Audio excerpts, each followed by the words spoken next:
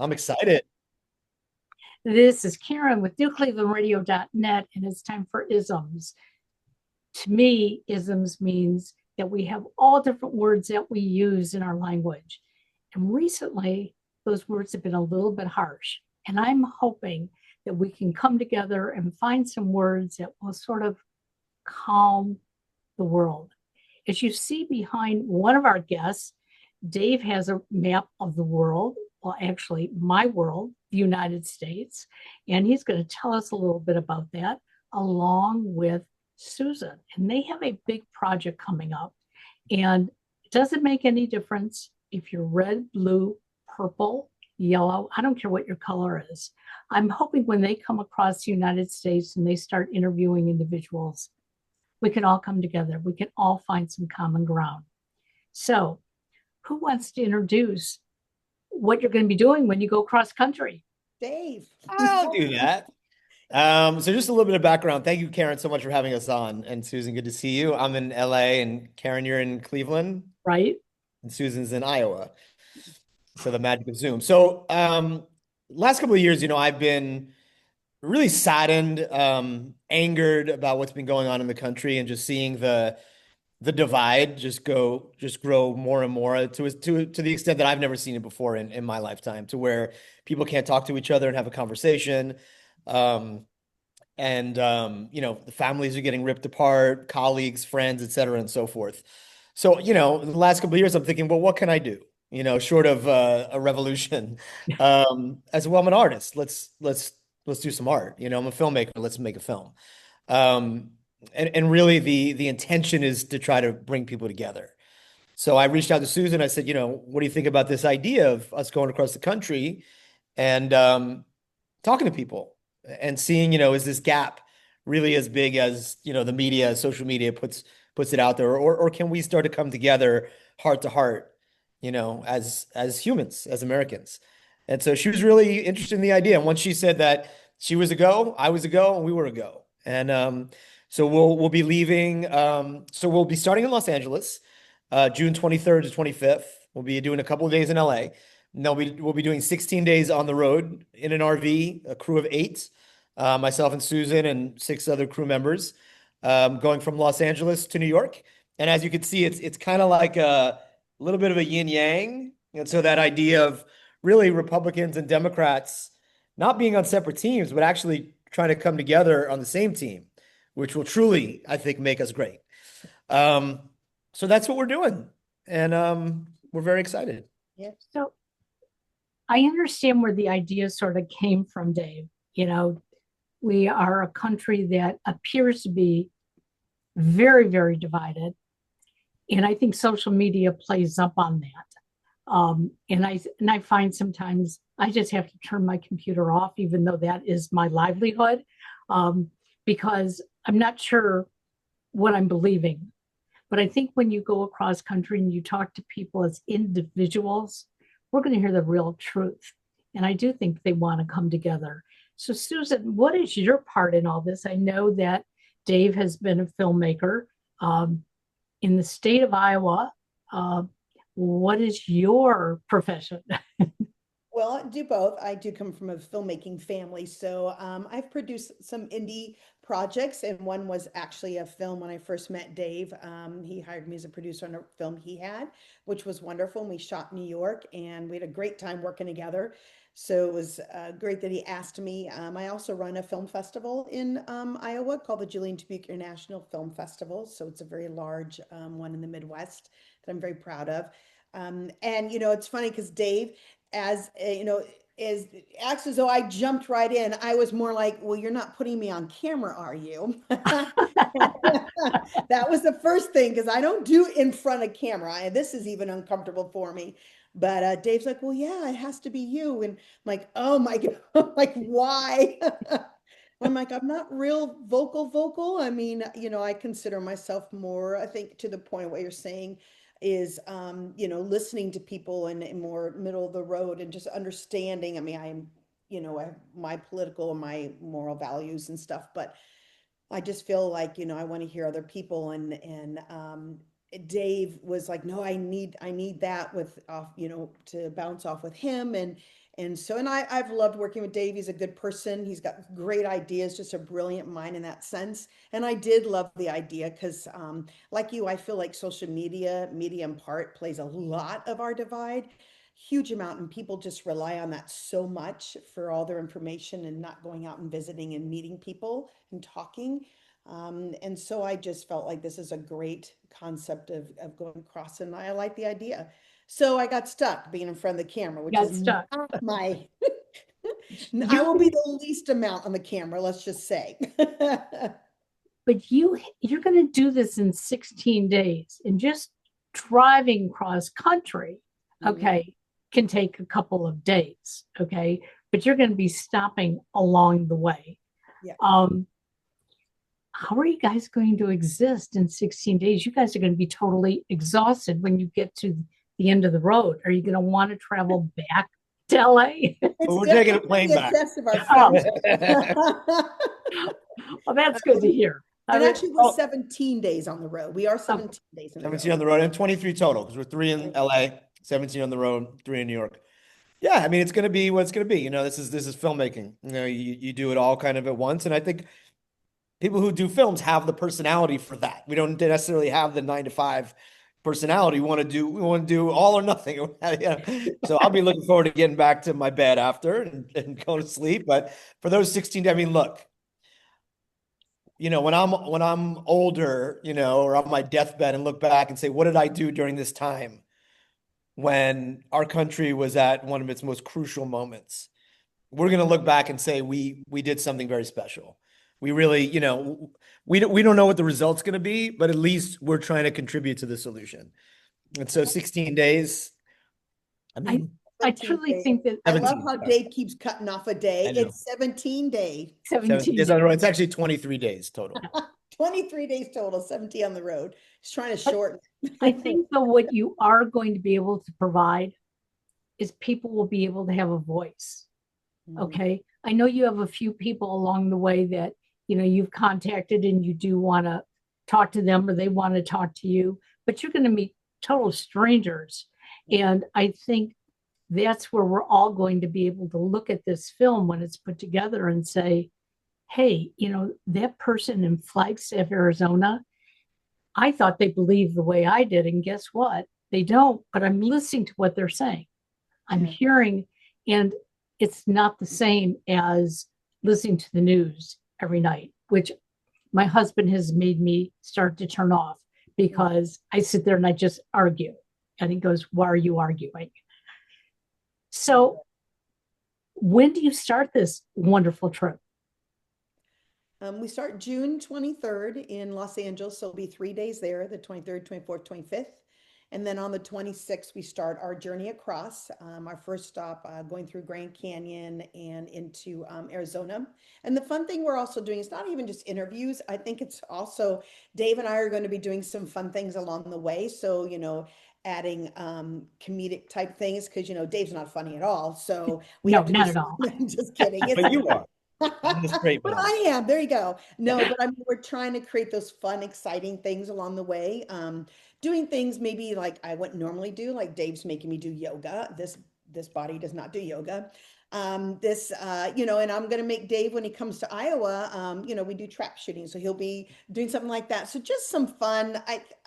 It's just a show. Look, Dave and I have differences, but as friends, we're really good friends and we work well together. And we've been doing things for a while together. And it's and he knows my family really well, knows my husband. I mean, it's really good. And so I think we show that you can be friends and think differently, and that's okay. That's the point, right?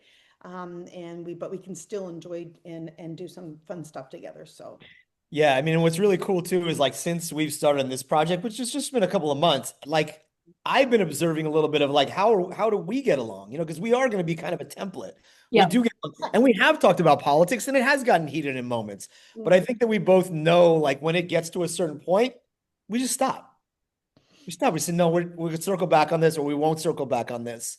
And I think that's the sort of minutia of the communication that people maybe need to practice a little bit and learn because it's so heated that when people start talking about it, immediately they're fighting against each other. It's one team against the other team, and that's not what it's supposed to be. we're supposed to be working together, right? So, and I think a big part of what works for us is humor. We try to always keep it light, always keep it, and that's takes effort, you know. So we're kind of practicing and learning how do we get along with having these, some political differences. It's interesting as adults, we were taught to get along with other people when we were children. I'm sure, Dave, in your classroom, you try to get your students to get along with each other, even though they have different artistic values and thoughts. And, I have two sons who are both on the same political side, but for different reasons. And when they have a conversation, they know when they have to stop. They finally will say, look, we're brothers, we love each other. You do it your way, I'm going to do it my way. I also have a very good friend from childhood. She and her husband are polar opposites, and yet they can discuss it, and she can understand his views and he can understand her views. But when they go to the poll, let me tell you, they're crossing each other out. But they admire each other for that they are able to stick to their values. So I can't wait to hear what people are going to say across the country. And I think, a lot of what's changed, and you mentioned this earlier, is the technology, right? So, I mean, if you look at from when the iPhone came out and it started to sort of like compound and compound and compound to where we're bombarded with technology that our brains can't really manage, and our emotional state, we can't manage at this point. And if you look at the political divide that has increased and increased in that amount of time. And it's not a coincidence. I saw we're working with this organization called Braver Angels, and they're the leading organization of bridge building in the country. They did a workshop with Republicans and Democrats. I think it was around 2016.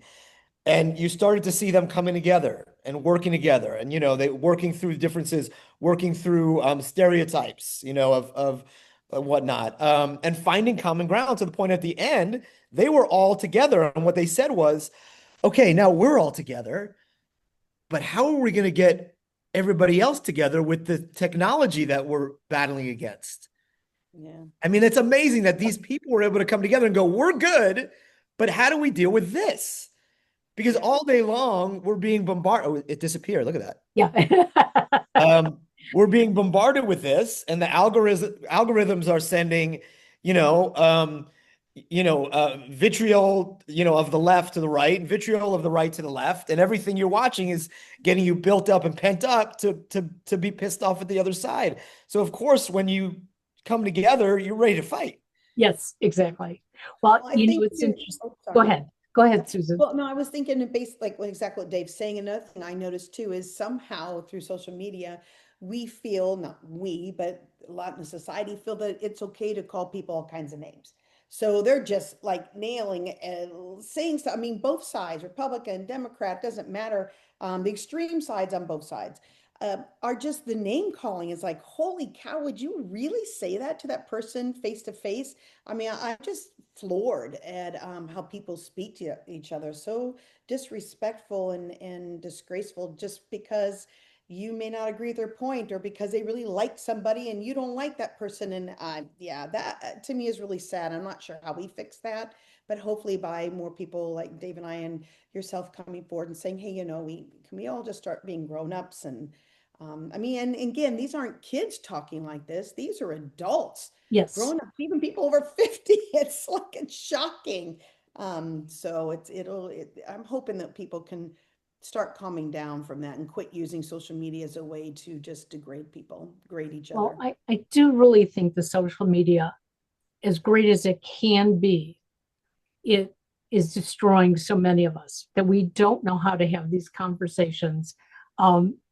Somebody asked me, how often do you get to see your family? And I said once a year. And then I took it back. I said, no, fairly regularly because we either Zoom or FaceTime. And they said, but that's not the same. And I said, no, I'm physically not in the same room, but it's better than me texting or sending an email that reflects what I'm thinking only at that moment. And I don't go back and reread it. And I said, so when we're having a conversation, on Zoom or FaceTime, if I say something that somebody else doesn't like, I can see their face and I can try to figure out, okay, what did I say? What's upsetting you about it? Or what do you like about it? That's where I think social media is great.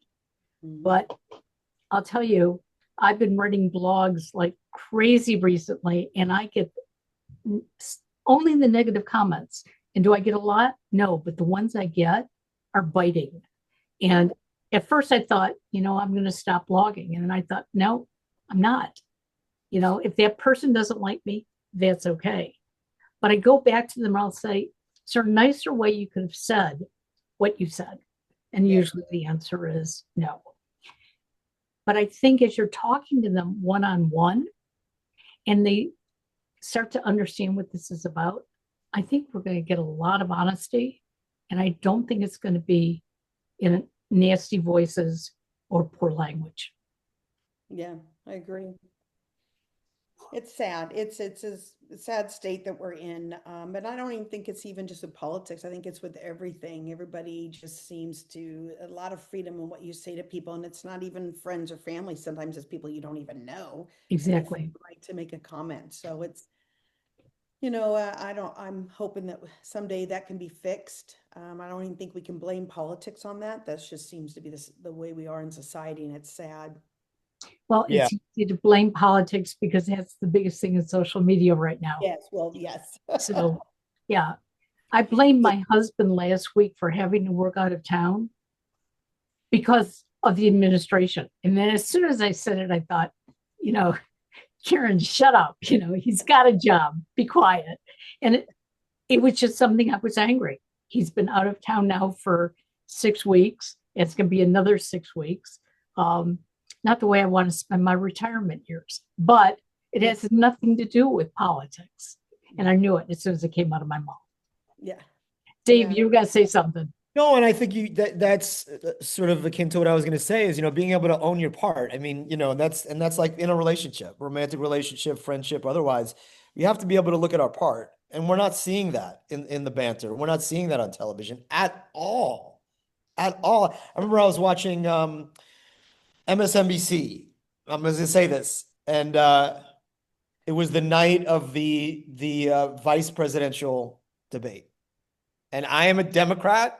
I am a liberal, but I am also fair and honest, and I see what I see. I'm not the hugest fan of JD Vance, but he won that debate, period, in my opinion, period. And I got on MSNBC, and they're talking about how he lost. And I just went, you know what? I can't. There has to be some balance. There has to be some objectivity. And that's the job of the news. That's the job of journalists. So, I mean, one of the things that I'm seeing when I watch the Braver Angels workshop and people talking to each other, what works? Listening to each other, not reacting immediately because you get triggered and you have to say something. Let the person finish their thought. Take it in, right? Don't immediately get defensive. And I need to work on this, in my life. No. I'll listen to you, but I think I might disagree with that. Well, okay, maybe I might agree a little bit. Second thing, acknowledge your flaws, right? Acknowledge your flaws. If I'm a Democrat, I could say, you know what? We haven't done the greatest job in this and this and that. And what that does is the person I'm talking to is going to calm down a little bit and go, maybe I don't have to fight so much. This person's acknowledging, right? Acknowledge the other side's positives. What can I say? What can I say that's good about Republicans or Trump, even though I'm not a huge Trump fan? Can I acknowledge anything about him that is good? Yeah, I can. Yeah. And then find common ground. Yeah. Right. Let's say we disagree on 7 out of 10 issues, but there's 3 that we agree on. Let's talk about those. Exactly. Right. So there are some things in conversation. If we start to have conversations and we practice dialogue because we're not doing it enough, because we're all on our technology, things will get better, no matter who's the president or who's in charge. But we aren't taught how to listen. Let's be honest about it. Okay. I mean, I remember back to my school days, I wasn't interested in what the teacher was saying. So I thought about something else. They'd ask a question, I'd raise my hand, and I was talking about something totally different. people feel that they've got to respond. And so they don't listen, but they hear a word and they come up with a response. How can we do, how can we be better at that? You're a teacher. So I'm going to ask you quite, David, how can you teach your students to listen? They listen better than adults. I mean, people Wow. say kids don't listen. That's absolutely incorrect. And that's why they're sponges. They take in everything. I mean, you have to understand, kids are sitting in classrooms without being able to talk for 8 hours. No adult could do that. No. No adult could do that. So kids listen really well, but you do have to teach it. You do have to teach it. But I don't know. I mean, I guess for me, it's like I realized that what I was doing wasn't working, right? And when you do the same thing over and over again, expecting different results is the definition of insanity. So I realized, dude, you're getting into fights with people all the time. You're getting into arguments and it never works out and it never feels good. Even if you win the conversation, it feels bad. And I can feel it as it starts to happen, my ego. So now after having like been somewhat mindful for the last 10 or 20 years, um, I know when I'm in that space and I got to go, Dave, stop. Just this happened to me the other day where I was talking to somebody about something. I told Susan this. We were in Starbucks, me and our DP, Armin, and we were talking to this woman who was in Starbucks, a very intelligent woman, and she was on my side. She leaned left, and Armin leans a little bit right. And as we got into talking, she and Armin are getting along very well, and me and her start battling. And I'm like, what's going on here? We're on the same side. And then I realized I'm in my ego, and she and I are battling a little bit. And I say, you know what? I got to get up and walk out. I got to take a break, you know? And that's not really accepted in society to go, hey, I'm going to take a break from Yeah, this. But why not? It's better than the alternative. No, I think you absolutely. brought up a good point too, because everybody talks anymore that they have to win the conversation. And I think it's not even about teaching not how to listen. It's about teaching how to not have to be the winner. And I think that's a problem. I don't feel it's my job to change how you feel. And I don't feel it's your job to change how I feel. But now something you say might go, I might sit back and go, oh, that's interesting. I never thought about it like that. I am more of a listener. I like to hear people and think about, because I think anything everybody says is very important. And one thing, like I've told Dave with the film festival I run, any of my personal beliefs, values, morals have nothing to do when films come in to play and we're reviewing them, we're choosing what screening. I look at films and my screening team based on the product, the quality, the film itself, never about what it's about as far as that goes, if it's against what I believe. And I think it's important. I don't have to make a point by films that I show, other than this is a good film. Needs to be here. And I think it comes with conversations. People have to learn. You don't have to win. You don't have to make a change. You just have to have a conversation. And I think that's super important. And so that's when Dave talks about his ego. It's that winning part, and I want to win. And Dave's really good about learning, okay, I'm not going to win. I need to set back and okay. And that's part of this learning process, right? How do we can now talk about it. And I say to Dave, I'm the big girl in the conversation. So I'll help you. I'll help you get rid of the ego. I'll be the big girl in You the have your moment, Susan. You have your very moment. occasionally takes a Susan lot, Susan likes Dave. to think she's always very, very peaceful. But if you get her upset, you better watch out. Yeah, But when she's I'm mad, I'm human. mad. Yeah, it's all about humanity. But It But is. no, I will say this, Susan runs a film festival. It's a fantastic film festival, and I've gone two or Crazy. three times. It gets bigger every year, and it is very. I mean, I go to Iowa in the middle of the country. That feels very liberal when I go to Dubuque. And when you have your award ceremony, it's people that are of both sides, and it's beautiful, and the diversity is it's beautiful, and you feel that energy of the inclusiveness and that's just sense of like, It's yeah, important. It's well, one of important. the things I've learned as a life coach, number one, is I have to listen. And it's not about me, it's about hearing what they're going through and what they want to change, if they want to change anything at all. And it has helped me as I go out and I meet other people. There once was a time that I never would have told anybody that I was a Democrat. Not that I was embarrassed about it, but I grew up saying that my vote is totally private. I'm not supposed to share it. Well, things have changed. Okay. Now we think that we have to express it. I don't unless I think it's necessary, meaning that I don't want to argue with you. I accept that you are on the right, that I'm on the left. It's okay. Like you said, Dave, what is something we both agree on? It's been too cold in Cleveland this season, you know? I can agree with that. And so, with that, now we have something in common.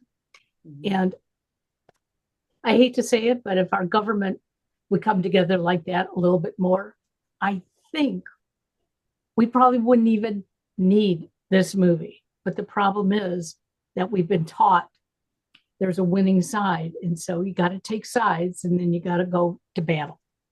Yeah. Hopefully you guys can change this. And the kids are watching. I mean, the kids are watching. They see what's going on with the adults, and it's middle school stuff. I mean, they're doing what I'm seeing in middle school. You know, I tell my eighth graders if my eighth graders were in charge of the country, we'd be in good shape because they know how to treat each other, and they're very positive and they work very hard, and really great work ethic. So, yeah, like it's going to be very exciting. I think coming from a place of curiosity and letting go of what we think we know, um, I think we're going to learn a lot. So over a period of 23 days, you're going to interview, film, and then celebrate it when you get to New York. When do we think it's going to be ready for all of us to see and share? Oh. We haven't talked much about that. I think it would be great to do it before the midterms. The midterms, like, it's perfect. It's the middle, right? It's the middle of, so that would be interesting. I mean, I think, Armin's a pretty quick editor. I think, we'll have it done pretty quick, but maybe we think about like next summer or the spring. I don't know. What do you think, Susan? Yeah, I mean, you're going to need, I would say it's going to be a lot of footage, a lot of great information. I think the natural thing is going to want to put it all in there. And obviously, you can't, obviously. So that'll be the hardest part, I think, for the editor and for Dave when they're in the editing room. I'm sure there's going to be a lot of great content. For me as a producer on it, I feel like it needs to be still uplifting and funny as well, because that to me, I'm a big fan of humor, obviously. So I just feel like that, we need to make sure we focus on that as well. And I think they will. I think they're going to need about 3, 4 months, 5 months, maybe, between you edit and you review it and take a look at it. I need to make sure that I look good in it. So we'll need a lot of time for that. So that will be important. It's going to be really hard to make me look good. So especially when I have no makeup person with me or hair. So it's going to be really hard. But I think, I love the idea of midterm. I think I love the concept of that. My personal thing's probably more January, the new year, because we also don't want to feel rushed, I think. Right. When it's really it's an important piece, and I think we really need to take that time to get it right. But And I think it's important for listeners to understand that they don't expect that, oh, we're going to go celebrate this at the end. It's going to be ready. No, it's not going to be ready. It's going to be ready to start working on it to make it ready. But they can follow us. I think I love the idea they can follow us on social media and, Facebook, Instagram, and follows our little RVs going across. Yep, there's the website, bridgingthegapmovie.com. And our And socials are on there. yep, and you can follow the RV, the side of the RV in case you're in one of our states we're stopping at. We'll have a wrap of Bridging the Gap map. And on the back, it's got this giant gopher, and it's called Big Fatty. That's the name of the RV. So, not referring to anybody on it, but it is so it's a lot of fun. It's kind of to my brother will be our driver and our chef because he loves to cook. So we lucked out, and he's a little more vocal, probably politically, than I am. And of course, we'll have our DP, Dave, a couple PAs that'll be on there, and our sound guy. And 8 of us, not all of the 8 will be sleeping in it. We'll stay at other places. But we're looking forward to it. Should be a lot of fun too. I'm looking forward to that. So you're taking time off from your family in the middle of the summer too to do this. How does the Yeah. family feel about you just taking off for 23 days to have fun with Dave and a crew? Well, I have a very strange family. My husband's in the movie industry, so he films, he's gone. He's filming in Nashville anyway, so he's gone usually 9, 10 months out of a year. That's why we've been married over 30 years. And so we're used to it. In fact, we might see him when we're in Nashville. So, and all my kids are growing up. So I do have a grandson, Peyton, who's 16 and a half, and he will be on with us. He's a PA, so he'll be there, so enjoying it. So yeah, my family is fine. They're like, oh, she's gone again. We'll see her sometime. Because it always comes up as a question, well, my husband has been traveling. A lot of people say to me, how does it work for you? And for the most part, it works fine, except when he's calling me to do all of his paperwork long distance. That does not work fine. But we've been married 41 years, so I guess we have found a way to handle that. Yeah. I'm really excited about this. I'm excited about it for a number of reasons. Number one, as soon as I mentioned it to one of my sons, I haven't told the second one, I'm not sure why, but when I mentioned it to my son Alex, he was on board. And it was like, whatever you guys need, whatever, because he also believes I may call myself a Democrat, but you know what? There's a Republican over there who I'm going to vote for. And it's all about, finding that balance for him. And he's not afraid to discuss it. And he said a lot of his friends lost friends over the last election because they went to separate sides.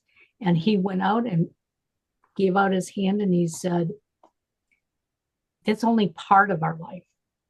Yeah. What's the rest of our life? And I guess I must have done something right bringing him up. So very, very, very proud of him. What are any special words you want to share with people today before we close out? I think what's coming up for me is, as I look at this yin yang, is that really, I get to do a little more exploration of this. And obviously I've done a lot of like research on history and history of the political parties, but I do feel in some ways that true liberals and conservatives really do complement each other in a way, right? When you look at liberals want everybody to be free, everybody to have a voice. Liberals want justice, right? There's qualities that liberals tend to have, right? Conservatives come from responsibility, fiscal responsibility, showing up, um, having a business. Um, so in a lot of ways, we do complement each other. And if we could see that we don't have to be exactly the same to get along. In fact, like if you have a team or you have a business, you're going to want people with different qualities because there's different things that need to get done. If you have a business, you're going to want to have that controller that's at the head, that's leading the team. You need to have that strong voice. But you also want to have somebody who's supportive, somebody who's making the environment nice. And so I think if we start to look that way, that we actually can work together. And again, I truly believe that the only way that we really make America great again is if we come together. Because Absolutely. if you have a basketball team where half the team is fighting with the other half of the team, that's not a great team. Right. So I mean, literally every 4 years, we're kind of canceling out half the population, and it's just going back and forth, and it just doesn't work. I think those were great words. I hope that people will take them to heart and realize that we don't have to think exactly the same to find out that we have so many similarities. And in the last 13 years podcasting, I have learned so much from my guests, and I'm so grateful. And Susan, it's okay that you're from Iowa. It's okay that you're a Republican. You have so much humor that makes me feel wonderful. Thank you. And I adore you too. So I'm okay with that. So I know you're not coming through Cleveland, but I'll be waving as you're driving around. And hopefully we're going to get Alex to meet up with you somewhere along the line. And the best of luck. And let's celebrate as soon as this comes out. Absolutely. Let's bridge the gap. Have a great day. Bridgingthegapdoc.com. Bridge bridgingthegapmovie.com. Yes. Got it.